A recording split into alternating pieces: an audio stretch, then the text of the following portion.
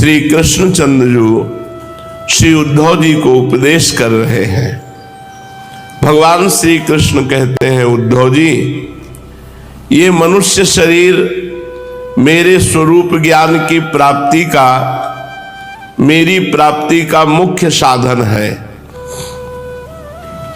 इस मनुष्य शरीर को जो पाकर के सच्चे भाव से मेरी प्रेम भरी भक्ति करता है, अंतःकरण में मैं सबके विराजमान हूं, मैं आनंद स्वरूप परमात्मा उसके हृदय में प्रकाशित हो जाता हूं। मनुष्य शरीर मेरे स्वरूप ज्ञान प्राप्ति का, मेरी प्राप्ति का मुख्य साधन है। जो इस मनुष्य शरीर को पाकर सच्चे हृदय से भगवान की भक्ति करता है, तो भगवान कहते मैं सबके हृदय में रहता हूं, मैं हृदय में ही प्रकाशित हो जाता हूं। सबसे पहला भगवत साक्षात्कार हृदय में होता है। जीवों की सभी योनियां, सभी गतियां त्रिगुणमयी है। कोई सतोगुणी योनि, कोई रजोगुणी योनि, कोई तमोगुणी योनि, 84 लाख योनियों में। जब मनुष्य शरीर मिलता है तो इसमें ज्ञान निष्ठा जगाई जाती है, और जो ज्ञान निष्ठ हो जाता है वो सदा के लिए मुक्त हो जाता है। और जो अज्ञानी है तो इन 3 गुणों में फंसा रहता है, सतोगुण, रजोगुण, तमोगुण, और इन्हीं की योनियां हैं 84 लाख योनियों में, त्रिगुणमय योनियों में भटकता रहता है। सतोगुण, रजोगुण, तमोगुण जो दिख रहे हैं वे वास्तविक नहीं है, ये माया मात्र है। ज्ञान हो जाने के बाद पुरुष इन गुणों के बीच में रहने पर भी, उनके द्वारा व्यवहार करने पर भी उनसे बंधता नहीं है। इसका कारण यह है कि उन गुणों की वास्तविक सत्ता ही नहीं है, वो मायामय है। साधारण लोगों को इस बात का ध्यान रखना चाहिए कि जो लोग केवल जनेंद्री से भोग भोगने में और रसेंद्री से उदर पोषण में लगे हुए हैं, साधकों को ऐसे पुरुषों का संग कभी नहीं करना चाहिए। जो रसेंद्री से अच्छा अच्छा खाना, अच्छे अच्छे सब खा पी के पेट को फुला लेना, और जनेंद्री से भोग करना, नरकगामी होंगे। भेष भगवान की प्राप्ति नहीं कराता, उद्देश्य भगवान की प्राप्ति कराता है। तो साधक को चाहिए कि ऐसे लोगों का संग न करे जो रसेंद्री और जनेंद्री की तृप्ति में केवल लगे, खूब अच्छे अच्छे पदार्थ खाना, स्त्री भोग भोगना। ऐसे असत पुरुषों का संग कभी न करे, क्योंकि ऐसे असत पुरुषों का संग करने से बड़ी दुर्दशा हो जाती है। असत पुरुषों जैसी ही दुर्दशा होती है। जैसे अंधे के सहारे चलने वाले अंधे की, उसी तरह जनेंद्री और रसेंद्री के भोगों में लगे हुए लोगों से मित्रता करने से ऐसी ही होती है। जो जनेंद्री और रसेंद्री के भोगों में रमण करने वाले हैं, ऐसे लोगों का अनुगमन न करे, ऐसे लोगों का संग न करे, नहीं वैसी ही दुर्दशा होगी जैसे अंधे के सहारे चलने वाले अंधे की। बहुत ही मजाक बना देती है माया, उसे घोर अंधकार में भटकना पड़ता है। उद्धव जी, हम तुम्हें एक उदाहरण देते हैं। परम यशस्वी सम्राट इलानंदन पुरुरवा उर्वशी के विरह से अत्यंत बेसुध हो गए।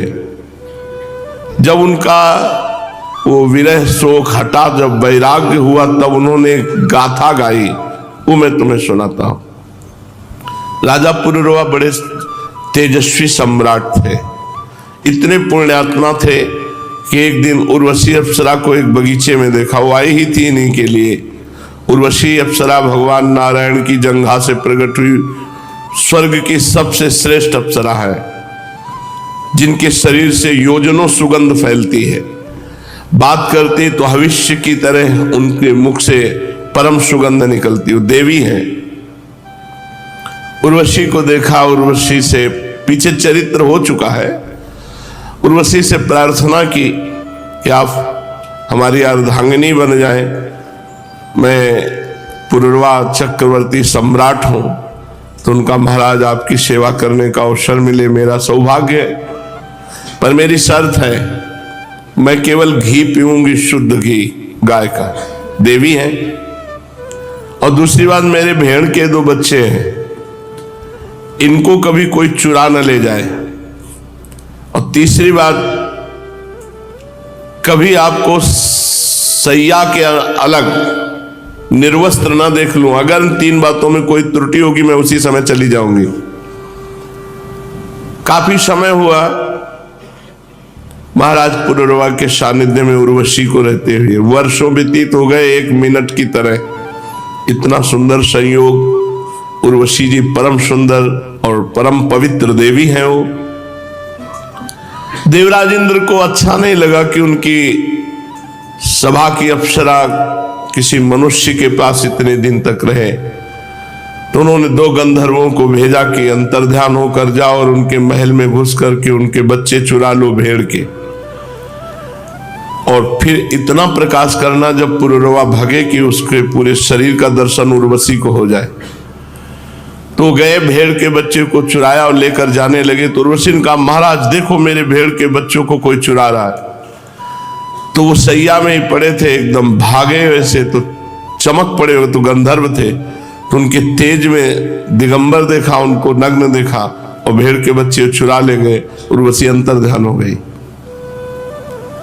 अब जो महाराज की दशा हुई कि पागल हो गए, वैसे ही नंग धड़ंग घूम रहे, शरीर की शुद्धि नहीं। चक्रवर्ती सम्राट होकर उर्वशी के विरह का बहुत वर्णन है, यहां तक कि वो मृत्यु जनित दुख को प्राप्त। हा उर्वशी, हा उर्वशी। तो जब उनको वैराग्य हुआ, राजा पुरुरवा नग्न होकर पागल की भांति अपने को छोड़कर भागती हुई उर्वशी के पीछे अत्यंत विह्वल होकर दौड़ने लगे और कहने लगे, देवी ए निष्ठुर हृदय, थोड़ी देर ठहर जा, भाग मत। उर्वशी ने उनका चित्त आकृष्ट कर लिया था और उर्वशी से उनकी अभी तृप्ति नहीं हुई थी। वे क्षुद्र विषयों के सेवन में इतने डूब गए थे कि उन्हें वर्षों की रात्रियां न जाती मालूम पड़ी और न आती। पुरुरवा ने कहा, हाय हाय, भला मेरी मूढ़ता तो देखो। जब वैराग्य हुआ, काम वासना ने मेरे चित्त को कितना कलुषित कर दिया। उर्वशी ने अपनी बाहुओं से मेरा ऐसा गला पकड़ा कि मैंने आयु के न जाने कितने वर्ष खो दिए। ओहो, विस्मृति की भी एक सीमा होती है। हाय हाय, उर्वशी ने मुझे लूट लिया। सूर्य अस्त हो गया या उदित हुआ, यह भी मुझे ज्ञान नहीं रहा उर्वशी की आसक्ति में। बड़े खेद की बात है कि बहुत से वर्षों के दिन पर दिन बीतते गए और मुझे मालूम तक न पड़ा। ओह, आश्चर्य है, मेरे मन में इतना मोह बढ़ गया जिसने नरदेव शिखामणि चक्रवर्ती सम्राट मुझ पुरुरवा को स्त्री का गुलाम बना दिया।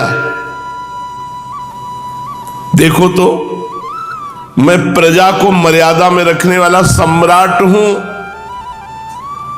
मुझे मेरे राजपाट को तिनके की तरह छोड़कर उर्वशी गई और मैं पागल हो गया। नंग धड़ंग रोता बिलखता उस स्त्री के पीछे दौड़ा। हाय हाय, ये मेरा कोई जीवन है? मैं गधे की तरह दुलत्तियां सहकर भी स्त्री के पीछे पीछे दौड़ रहा हूं, फिर भी मुझ में प्रभाव, तेज और स्वामित्व कहां? मैं अपने को सम्राट मानता हूं। पुरुरवा ने कहा, किम विद्या किम तपसा किम त्यागेन सुतेन वा किम विविक्तेन मौनेन स्त्रीभिर्यस्य मनोहृतम। जिसका मन स्त्री ने चुरा लिया, उसकी विद्या, व्यर्थ गई, तपस्या व्यर्थ हो गई, त्याग व्यर्थ हो गया, शास्त्र स्वाध्याय अभ्यास सब व्यर्थ हो गया। इसमें संदेह नहीं कि जिसका चित्त स्त्री ने चुरा लिया उसकी तपस्या, एकांत सेवन, मौन सब बेकार हो गया। मुझे अपनी ही हानि लाभ का पता नहीं चला। मैं अपने को बहुत बड़ा पंडित मानता था, ज्ञानी मानता था। अरे धिक्कार है मुझ मूर्ख को, एक स्त्री ने मेरे चित्त को चुरा लिया। मैं चक्रवर्ती सम्राट होकर गधे की तरह भोगों में फंस गया।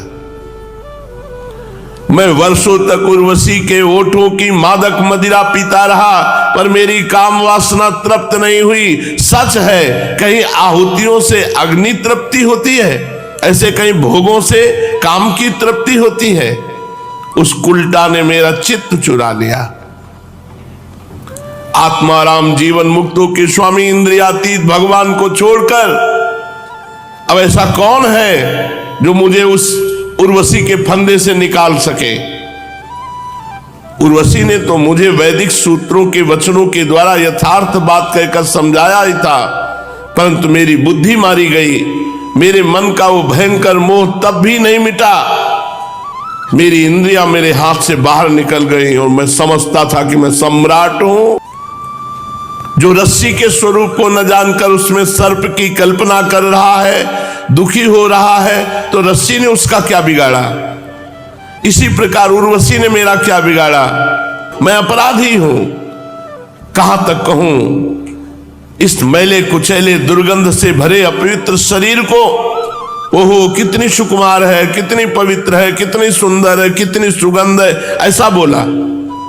परंतु मैंने अज्ञानवश उस असुंदर को सुंदर बोला।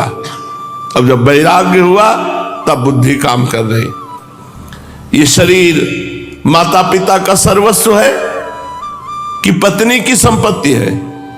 ये स्वामी की मोल ली हुई वस्तु है या आग का ईंधन है, या कुत्ते गीद इसे चीत चीत कर खाएंगे उनका भोजन है? इसे अपना कहें या सुहृद संबंधियों का कहें? बहुत सोचने विचारने पर भी कोई निश्चय नहीं होता। ये शरीर मलमूत्र से भरा हुआ अत्यंत अपवित्र है। इसका अंत यह है कि पक्षी खाकर विष्ठा कर देंगे, इसके सड़ जाने पर इसमें कीड़े पड़ जाएंगे, जला देने पर ये राख का ढेर हो जाएगा और ऐसे शरीर पर लोग लट्टू होते हो। ये शरीर त्वचा, मांस, रुधिर, स्नायु, मेदा, मज्जा, हड्डियों का ढेर है। ये मलमूत्र और पीप से भरा हुआ है। यदि मनुष्य इसमें रमता है तो मलमूत्र के कीड़े में और मनुष्य में क्या अंतर रहा। इसलिए अपनी भलाई समझने वाले विवेकी मनुष्य को चाहिए कि कामी स्त्रियों से और स्त्री लंपट कामी पुरुषों से बहुत दूर रहे, इनका संग न करें। इसलिए अपने कल्याणकामी भलाई पुरुष को चाहिए, जो अपना चाहता हो कि भलाई, उसको कामी स्त्रियों से और कामी पुरुषों से दूर रहना चाहिए। विषय और इंद्रियों के संयोग से ही मन में विकार होता है। इनका संग होते ही विकार आ जाएगा, अन्यथा विकार का कोई अवसर ही नहीं है। देखो, जो वस्तु कभी देखी नहीं गई, सुनी नहीं गई, उसके लिए मन में विकार नहीं होता। जो लोग विषयों के साथ इंद्रियों का संयोग नहीं होने देते, जो लोग विषयों के साथ इंद्रियों का संयोग नहीं होने देते, उनका मन धीरे धीरे शांत हो जाता है। मन कह रहा है ये भोग भोगे, बिल्कुल मत भोगो, तो धीरे धीरे शांत हो जाएगा। अतः वाणी से काम संबंधी वार्ता मत करो, कान से काम संबंधी वार्ता मत सुनो, मोबाइल से काम संबंधी दृश्य मत देखो और मन से काम संबंधी बातें मत सोचो। इंद्रियों से, स्त्री लंपटों से और स्त्रियों से बहुत दूरी बनाकर रखो अगर परमार्थ में चलना है, ऐसे कामी पुरुषों से। मेरे जैसे लोग जो सम्राट हैं, इनकी बात क्या, बड़े बड़े जो ज्ञानी हैं, विद्वान हैं, उनको भी अपनी इंद्रिय और मन पर विश्वास नहीं करना चाहिए। कभी भी धोखा दे सकते हैं। भगवान श्री कृष्ण कहते हैं, उद्धव जी, राजराजेश्वर पुरुरवा के मन में जब इस तरह के उद्गार उठने लगे तो उसने उर्वशी का परित्याग कर दिया, उर्वशी लोक का। अब ज्ञानोदय होने के कारण उनका मोह जाता रहा और अपने हृदय में ही आत्मस्वरूप भगवान मेरा साक्षात्कार कर लिया और शांत होकर स्थित हो गए।